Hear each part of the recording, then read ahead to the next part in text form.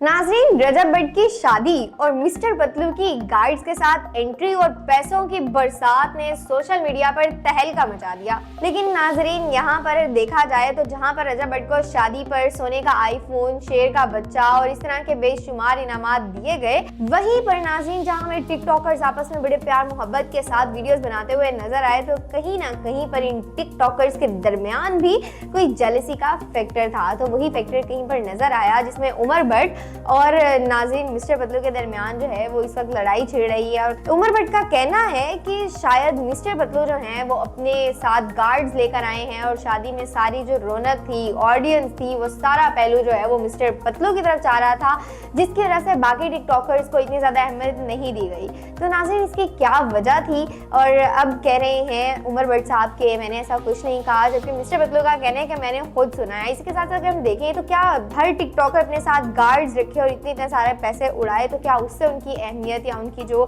Importance है वो ज़्यादा उजागर होती है या नहीं? इसी तरह अगर हम देखें तो जहाँ पर डक्की भाई का व्लॉग देखें तो डक्की भाई का भी कहना था कि अरूब हमें भी जो है अपने साथ गार्ड्स रखने चाहिए, उससे जो है हमारी भी शान शौकत जो है वो ज़्यादा होगी। क्या आया टिकटॉकर्स अपने साथ गार्ड रखेंगे तो क्या उससे उनकी अहमियत बढ़ेगी? और आपस में इनकी जेलसी की क्या वजह है कि क्या गार्ड्स के बाइस इनमें कोई लड़ाई चल रही है या फिर अंदर की कहानी कुछ और है?